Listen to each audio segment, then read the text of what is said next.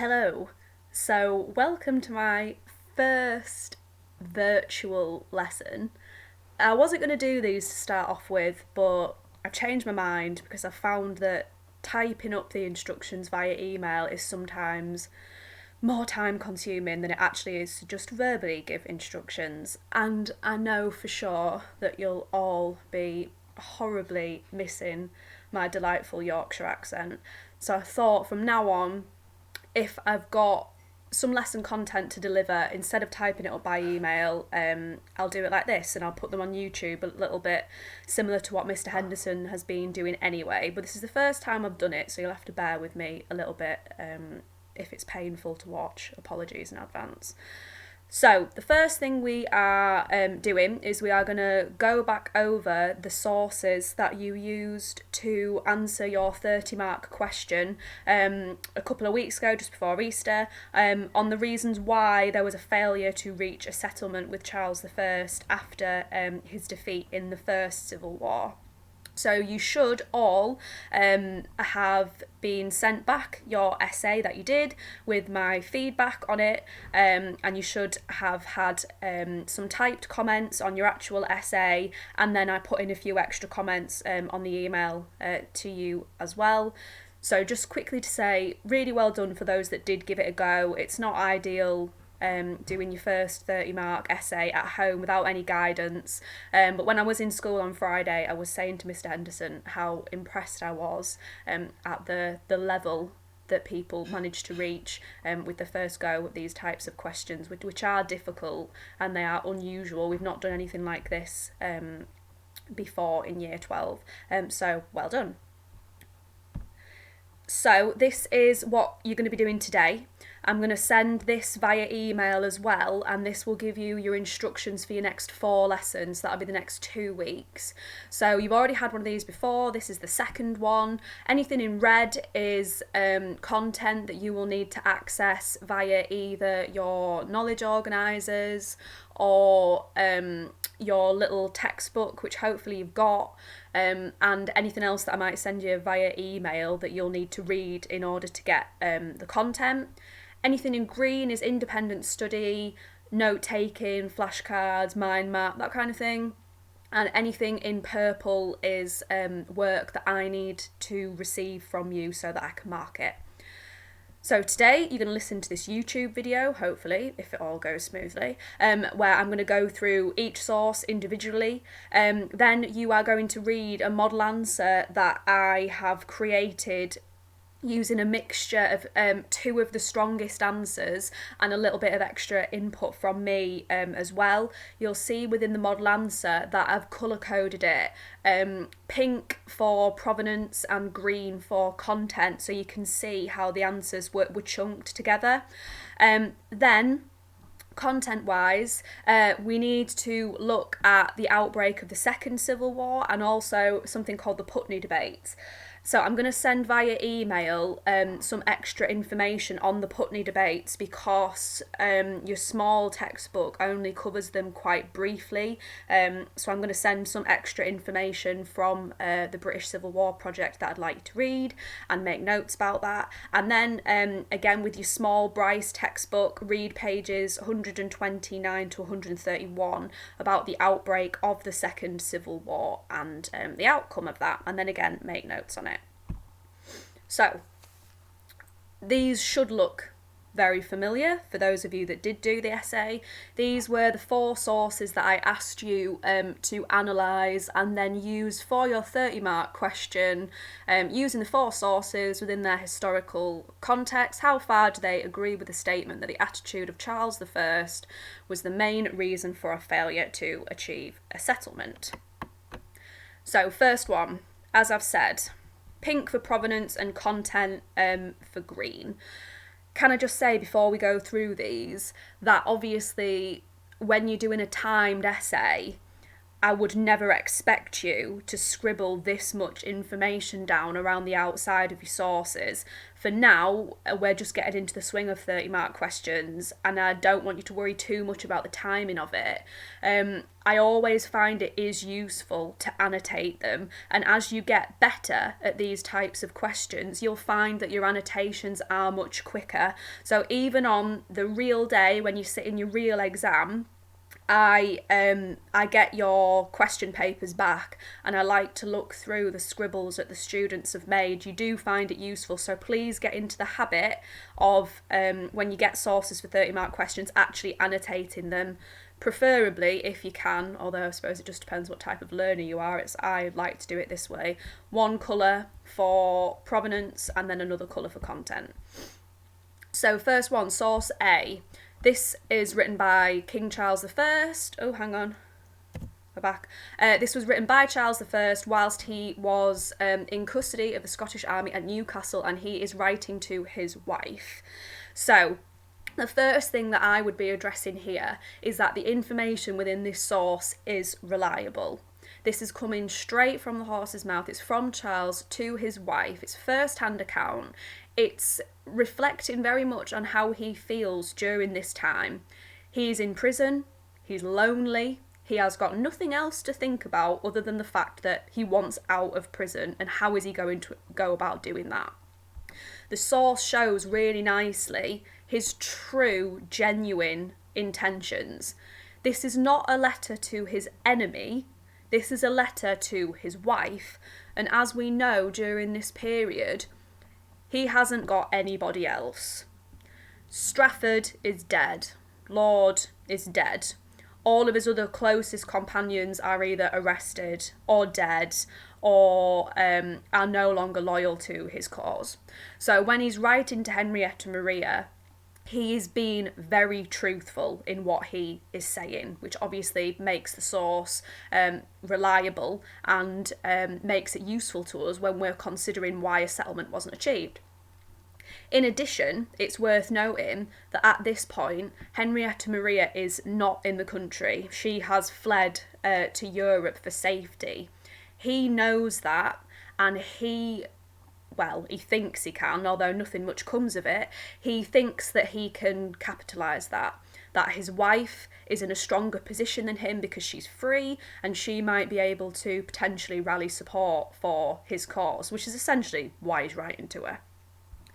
So to jump onto the content, it's two separate letters written at different times, but he was obviously in custody during both of these.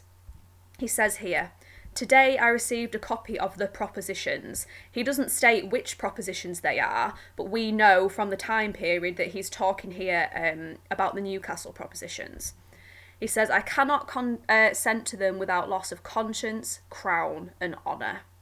This here is probably one of the most key things he says within its answer.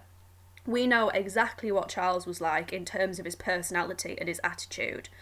We know that to him, his perception of divine right and his own sense of his own importance and the position that he feels like he should hold, particularly using the word honour here, shows exactly why a settlement wasn't achieved. Charles is a defeated man. He has lost the First Civil War. He is in prison at custody of his enemies, but still he is more interested in his perception of being a monarch and not wanting to surrender any of his rights. That's what he's more bothered about here. And then he confirms that further by saying, "But I must delay my answer, as a flat denial will put me in a difficult position." This is typical Charles being cheeky all over. He knows that if he just completely rejects the propositions and the terms that are being sent to him, that's going to make his enemies only dislike him further. Instead, Charles is being sly. He thinks that that's the right thing to do at this moment in time. He is going to give off the impression to his enemies that he is honestly considering the terms of the Newcastle propositions, that he's just thinking about them, he's mulling them over whilst he's in prison. He's not really thinking about them. He's just procrastinating. He is deliberately delaying. He knows that the longer he is kept in prison without an agreed settlement, the stronger his position comes, and the stronger his position sort of develops over time. More likely it is that Henrietta Maria might get foreign aid for him, more likely that someone will break him out of prison, more likely that his enemies will actually start to turn on each other, which we do see later down the line. He knows this. He can't say no straight out because he doesn't want Parliament to harden towards him anymore. So he's being honest with his wife when he's saying, I'm just going to pretend that I might actually agree to these terms, but I'm not. His attitude changes slightly, however, a couple of weeks down the line. We've gone from the 1st of July to the 31st of August now. He's saying, it is now rumoured that Parliament means to do their work without taking any more notice of me. Again, we know that to be true. By the time we start to shift towards the end of 1646, the different groups that had fought against Charles were becoming incredibly frustrated by Charles's behaviour in terms of the settlement. He was not behaving like a defeated person. No one really knew what the correct answer was. Parliament wanted to persist with their negotiations, the Scots wanted to launch their own negotiations, and the New Model Army certainly wanted to hold their own negotiations with the king as well. So Charles is very much aware that his enemies are becoming more and more frustrated with him. So he's ramping up the case to his wife here when he says, if we can use this time to persuade France and my other friends to support my restoration to power, then all is not lost. Here, he shows perfectly clearly that he has no intention of reaching a political settlement with Parliament or any other groups. He wants a full restoration to the throne, and he is hoping that his wife will be able to give him foreign aid in order to launch a second civil war to restore his powers. He is not wanting to reach a political settlement. He is wanting, essentially, another war. All is not lost. In his eyes, if he agrees to a settlement, then his case is lost. So source A agrees fully with the statement that it was the attitude of Charles I as to a reason why a political settlement couldn't be reached. Source B. So provenance for source B, this is written by a Scottish Presbyterian and he comments on the army's march to London. This is a letter to his friend written on the 13th of July 1647. So you'll notice the tone of this source is slightly different to the previous tone, and that is predominantly because it is written by a Scottish Presbyterian. During this point, some Scot royalists, particularly Presbyterians, were becoming more sympathetic towards the cause of the king. They are wanting to rally support for Charles. The main reason for that being that we saw during the First Civil War that Pym had agreed to the Solemn League and Covenant in September 1643 with Scottish Presbyterians, in which he agreed that if the Scots sent soldiers to support Parliament against Charles, that after the Civil War was over, England would adopt Presbyterianism as their state religion. However, we know that Pym dies during the Civil War, and once the First Civil War is over, the Solemn League and Covenant is not carried out. Presbyterianism is not rolled out as a blanket religion. Scots have felt very betrayed by that. They are now starting to think that instead of rallying with Parliament and with the New Model Army, they should perhaps turn their attentions towards allying with the king, and that would essentially be the only way that they would be able to kind of get their religious aims, which is what they're thinking at this moment in time. However, you've also got to bear in mind that this is a letter to a friend. Obviously, we don't know for certain who his friend is because it doesn't say, but it's likely here that his friend is also a Scottish Presbyterian. He's writing with emotion, and you can see it. What I often do, and I know you probably might think I'm a little bit sad, but I'm not bothered. When I read these sources in my head, I'll read them through once quickly, then I'll go back and read them again, and I'll try to read them how I feel like they've been written. So with the same kind of emotion and with the same language, and it helps you to understand them a little bit better. You can tell when you read this that he's writing with emotion. He's over-exaggerated some of the points that he makes here, mostly because the Scots Presbyterians absolutely despise the New Model Army. It makes the source less reliable and less valid within its provenance, but it's also useful in terms of helping us to understand the view from the Scots during this point. So, the opening line to his friend is, "Matters in London are now extremely desperate." You can see here, he's emotional within what he's trying to say. He's gripping his friend.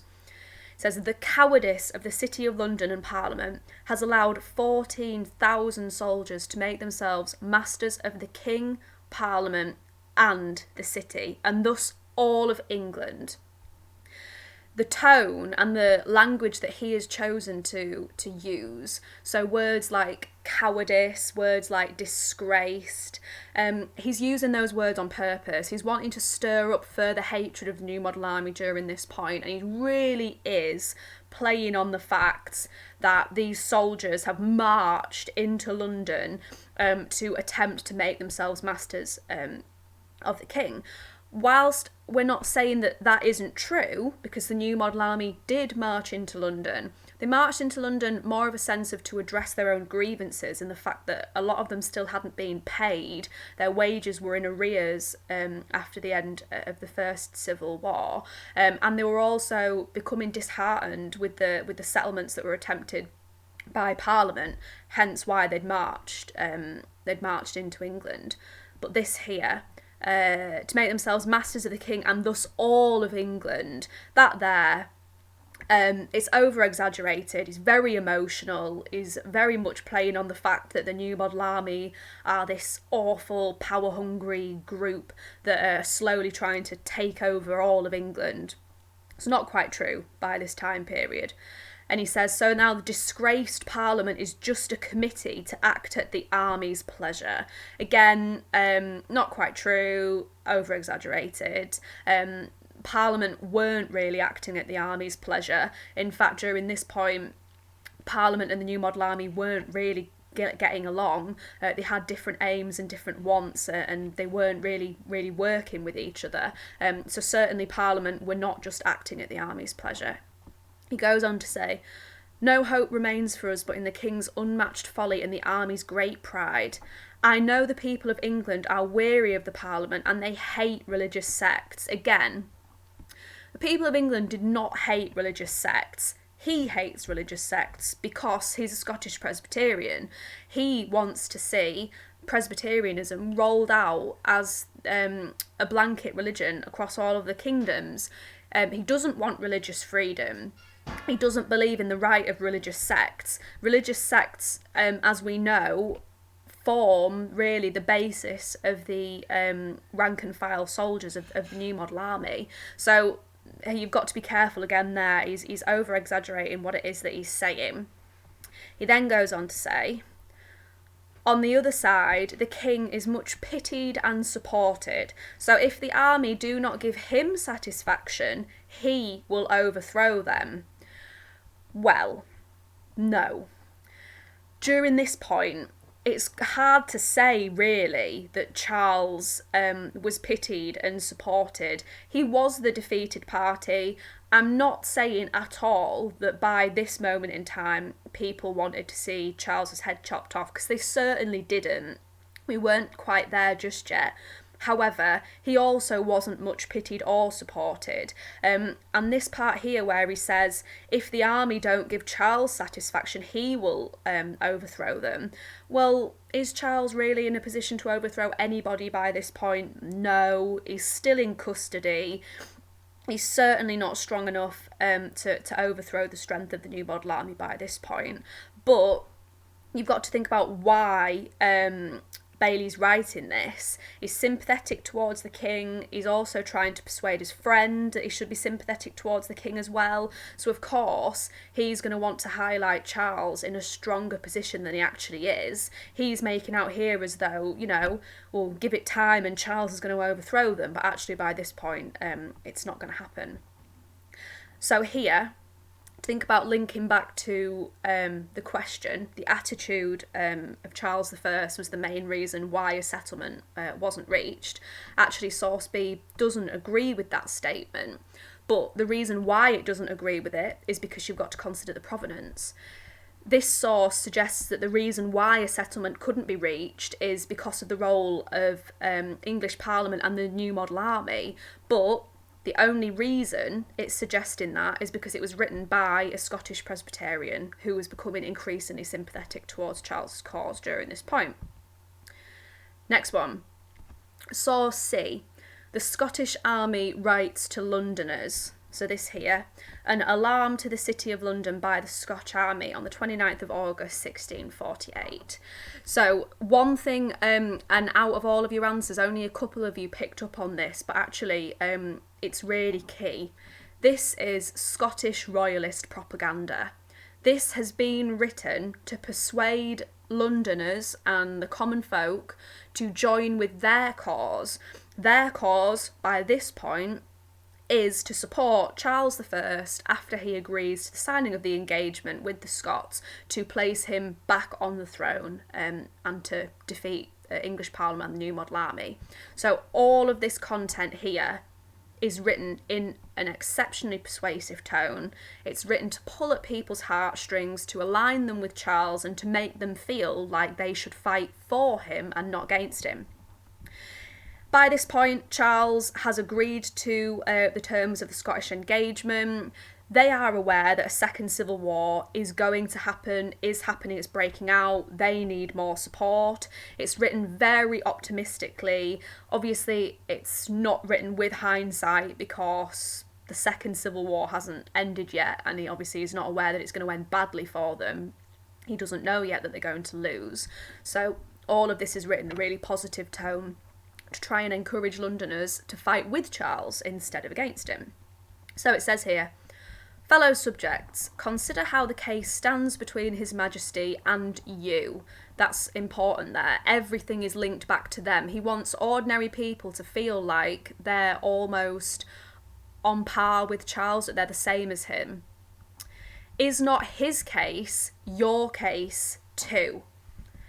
Have not you and he both been deceived and oppressed? ? Suggests that the cause and fight of the king is the same as the regular people. He's using emotive language to stir up people's resentment. He's trying to link sort of common unhappiness and common discontent to the same unhappiness that Charles is feeling. Is he not deprived of his crown, and are you not deprived of your liberties and lands? That's a clever tactic there. What we saw during the Civil War was that a lot of land property was confiscated, people had lost it, people felt as though common law had been broken, people wanted a return of their land and their liberties. They also wanted to be reimbursed. People wrote many letters for Parliament to consider about damage to property and farmland, and loss of life as well, and people felt like they should be reimbursed for that. That's saying that basically, you've lost your land, well, Charles has lost his crown as well, so you're in a similar position. Constant use of rhetorical questions all the way through. Is it not obvious that his prerogative and your freedom must fall together? And is not a speedy political settlement the only way to preserve them? Is there any probability of a political settlement until His Majesty is restored to the throne? That's the really key sentence just there. Here, the writer is suggesting that the engagement was needed in order to restore Charles to the throne. Charles regaining his throne and his monarchical rights was the main feature of the terms of the engagement. They agreed that they were going to fully restore him. Therefore, they're engineering, they are creating a second civil war, and this is propaganda to encourage others to fight for Charles in that second civil war to restore Charles to his previous power. So again, similarly to the last source we saw, this doesn't necessarily hold Charles to account for the outbreak. For the failure to achieve a political settlement. Instead, this is blaming the other groups. This is saying, actually, if we want peace and happiness, we need to get Charles back on the throne. And if we want to get Charles back on the throne, we need to have another civil war. So even though this doesn't hold Charles responsible, in a sense, the only reason it doesn't hold Charles responsible is because it's royalist propaganda. So instead, this is arguing that the main reason a settlement couldn't be restored is because the ordinary people need to fight for Charles and they need to help to restore him. And then, once Charles is back on the throne, then a political settlement can be achieved. And last one.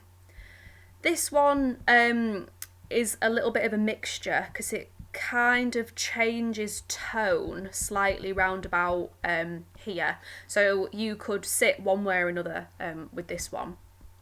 So source D, an envoy recalls Charles I's attitude to negotiations. So generally, as a rule of thumb, if you get a source that has been written by an envoy or an ambassador or someone that is basically invited to meetings to record information, I'm not saying this is the case for all, because obviously you have to read the content as well, but generally, as a rule of thumb, you can trust what envoys have to say. They are normally there to record information in a factual way, often not biased or often not with a huge political agenda, unless they make that clear in the content. As a rule of thumb, you can generally believe what it is that envoys say. However, if you look here, this is written in his memoirs, so this envoy is thinking back to a conversation. He's not recording it at the time. This is something that he's reflecting upon. And this here, he was obviously privy to conversations with Charles I, but he doesn't actually write this down until the reign of Charles II. Charles II is the son of Charles I, and he is the monarch during the time period in which this information is being recorded. So you've got to bear in mind that this person might perhaps not want to be as heavily critical of Charles I because the king at the time is Charles II. And that's Charles I's son, if you know what I mean. So perhaps maybe this person might be slightly more critical of Cromwell as an enemy of Charles I than he is of Charles I himself. But generally, what he says, it is quite truthful.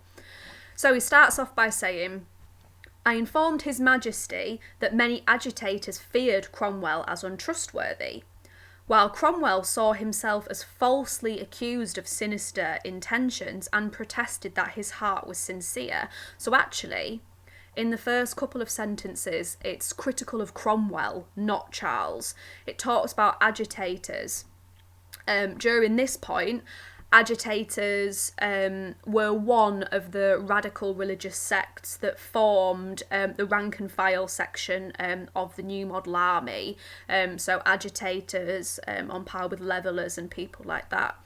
They were rather the small radical religious groups. And after the end of the First Civil War, groups like agitators and levellers felt as though because they had defeated the king in the First Civil War, that elevated their status, that they should be able to push for social demands.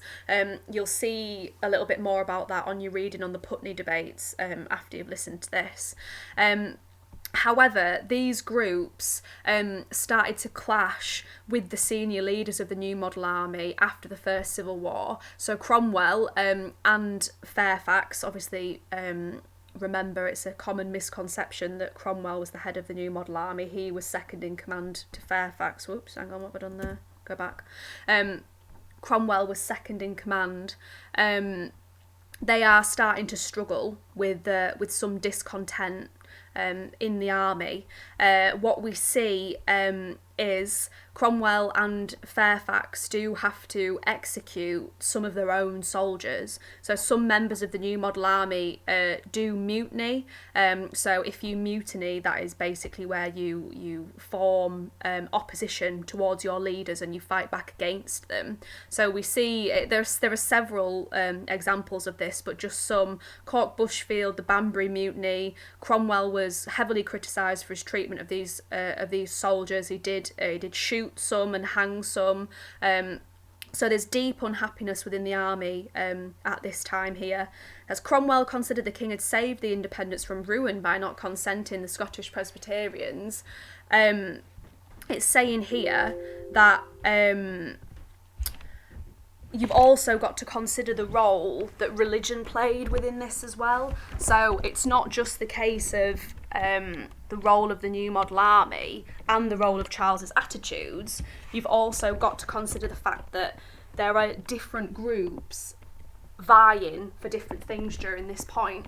So as the New Model Army became more powerful, the soldiers of the New Model Army wanted to see more political, social and religious change. And that was also a reason as to why a settlement was so difficult to agree to, because the members of the New Model Army were unhappy with the negotiations that were being made with Charles. But then, as we get here, the tone changes slightly, and he comes back to blaming Charles. Hearing all this, the king responded to the army's proposals very bitterly. We know that to be true. As we saw with source A, Charles did delay and he did procrastinate to the terms of the settlement that was proposed to him, particularly the terms of the army. He did not want to agree to them. He had no intention of agreeing to the terms that were put forward by the army. And it finishes off by saying, the king was convinced that they could do nothing without his consent. Again, we know this to be a true reflection of the attitude of Charles. Think back to common themes, divine right of kings, Charles acting above common law. Charles, at this point, genuinely cannot see a kingdom without a king. So to him, he doesn't understand the purpose of these settlements, because, well, he thinks it's only a matter of time before I'm restored to king again, so why would I agree to any terms that would limit my power? So this here is a little bit different from the other three in the sense of it does hold Cromwell and growing religious radicalism to account to a certain extent, but then it does finish off by saying, actually, despite this, it was Charles's sort of bitter attitude and Charles's attitude towards divine right of king that shows why a settlement couldn't be reached, and the provenance generally is quite trustworthy. So if we go back up to look at all four here, come on, we can see here that source A strongly agrees with the statement. Source B does partially agree with the statement, but source C and source B offer alternative reasons as to why a settlement was not reached with Charles I.